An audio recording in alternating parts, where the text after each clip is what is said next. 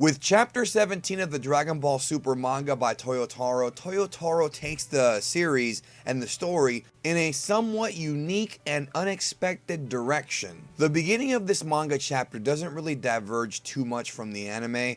Toyotaro spends a few pages showing us the barbarians, that is the natives from the planet Barbary, having a little duke down and fighting each other. And then we see, of course, Zamasu and Gowasu show up, which of course, like the anime, was Gowasu pretty much showing Zamasu how to use the time rings and the importance of the time rings. But we actually have some very interesting new information revealed by Gowasu.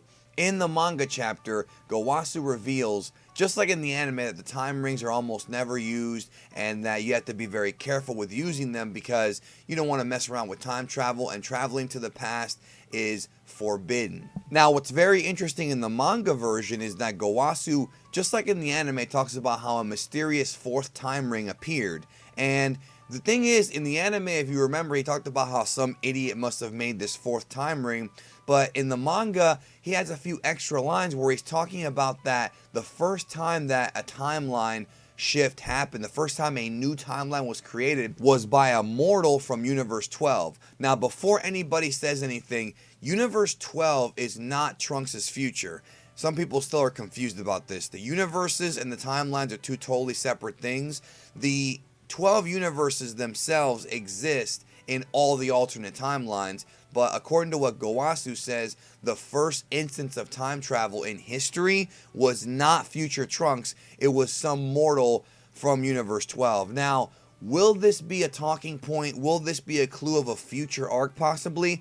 We don't know for sure. It could just be a line that Toyotaro threw in there for extra lore, but keep that in mind because it may mean something later on, even though I have my doubts, but it may mean something later. You never know. Things are not very clear here yet, but I suppose that the idea is that the first time ring is from that mysterious Universe 12 time traveler. Then you have the Cell and Trunks timelines, but where does that leave the unseen timeline?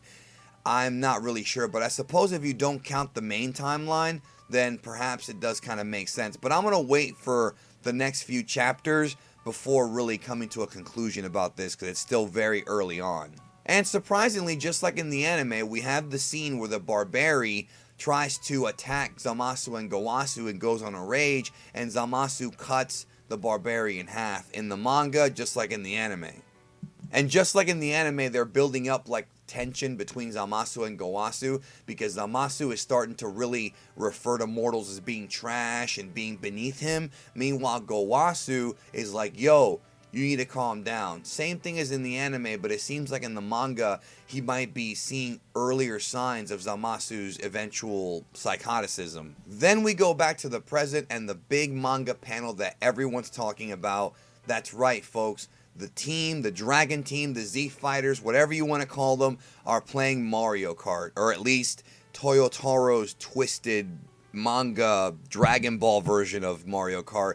This scene was awesome. This scene almost feels like a classic Toriyama sketch that he would do in the back of his old manga, or maybe for the front cover, like as a bonus sketch. And it really felt like that. And I really enjoyed this panel. I really enjoyed Toyotaro and his sense of humor and his love for video games and Dragon Ball by putting this in there. Of course, Kid Trunks leads the race.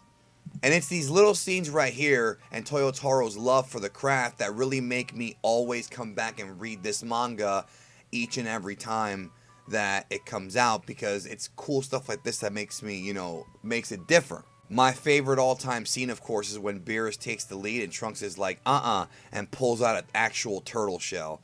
That is awesome. Of course, Lord Beerus is not happy to lose. This scene with them playing Mario Kart is another one of those, damn, I wish it was in the anime. I really wish it was in the anime. Why can't Toyotaro have more of an input in the anime? You know what I mean? But then again, who knows? I mean, I think it fits here, but it would have been cool to see it. Maybe they would have gotten in trouble with Nintendo or something. I mean, who really knows? Even though it's a parody. I don't know. So after this fun slice of life moment, Vegeta tells future Trunks, hey, we'll go and fight Black for you, but we want you to train too. Now, after this, we have what I feel is the most important and most interesting part of this month's manga chapter for Dragon Ball Super. Because in the anime, the whole time loop, time paradox situation with Zamasu having to meet Goku first in order for him to become Goku Black is completely different in the manga. In fact, in this version of the event, there is no time loop and there is no time paradox. Because instead of Zamasu walking in on Gowasu watching GodTube, it's the other way around, where Gowasu walks in on Zamasu watching the fight between Goku and Hit, asking him if he wants to be a GodTuber. The reason why this is actually a completely different idea is because now in this version of the Dragon Ball Super event, Zamasu is growing hatred for Goku without actually having to meet him. Whereas in the anime, he had to meet Goku for him to have eventually become Goku Black and then gone to the future for Trunks to have gone back to even tell present Goku about Goku Black. It's a time loop. I did a whole video on it, which I'll link in the description, explaining it in the anime. But here in the manga, it actually, in a way, is much simpler to understand because we see Zamasu already building hatred. And it's interesting because in this version of the event, it's pretty cool because Gowasu is asking Zamasu, you know, why are you even watching this? And it's all because of the previous manga chapter where Zamasu finds out from Kaioshin, from Universe 7 Kaioshin, about this fighter who's as strong or stronger than a god. And then they both are kind of surprised that during the Universal Tournament between Team Champa and Team Beerus, that the Omni King was even there. So I really like the fact that even though I love time loops and time travel paradoxes and things like that, I really like the fact that in the manga, it's much simpler in that no matter what, Zamasu's already growing a hatred and a jealousy of some sort for Goku without the need of a time paradox. I like that. So the next morning, Kid Trunks wakes up and is surprised to find that his future counterpart is in the gravity room training with Vegeta. And I'm wondering if they're trying to build up like some kind of, I don't know if you call it a sibling rivalry, but are they trying to build up like a jealousy plotline between Kid Trunks and Future Trunks? I think that would be fantastic. We didn't really see that too much in the anime, maybe with the Mai thing, but I like this idea a lot, and I hope that they explore it, you know, even if it's just a gag. And in addition to that, we also have a cool little scene where Goku's outside meditating while Whis watches. I thought that was a pretty cool thing. And of course, Beerus is still angry at losing at the Mario Kart game, which, again, guys, it all makes sense. Don't forget the story that Beerus was mad at Kai-Osama because he beat him in a game and made his planet smaller. So it's the same kind of thing. And then we have the Supreme Kai. Kaioshin shows up being summoned by Beerus to investigate this whole evil god thing. And Beerus asks if there are any gods that have evil intentions like hating mortals or anything like that. But before they leave to go investigate, Whis gets a call on his staff. And guess what? It's the Grand Priest. Not the Omni King like it was in the anime, but the Grand Priest wants to meet Goku, as per orders from the Omni King. Of course, Beerus freaks out over this. And just like in the anime, they are all surprised that the Omni King wants to meet Goku, and they all tell him, listen, please don't mention any of this time travel stuff or Goku Black or a possible Kaioshin or any of this stuff. Don't mention any of this to the Omni King. We don't want him to know. And one thing I do want to say is I really love how when you go to the Omni King's, I guess, a mansion or whatever, I like how you have like the universes in the background like twisting around. Like I really like that touch when they do that for this character. I really enjoyed that.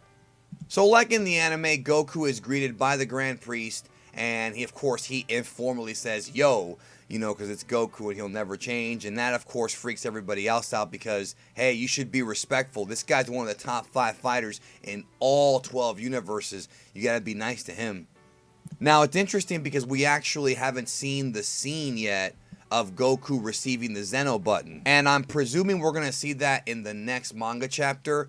But I do find it interesting that even in the manga, the button is going to be a possibility, which means that the button is going to have some kind of relevance in the story. We're not sure if it's going to be in this arc or for a future arc, but the button is definitely an idea directly from Toriyama because it appears on both the manga and the anime. Anyways, thanks again, guys, for checking out my Dragon Ball Super Manga Chapter review. I have links to all the manga chapters down below in the description.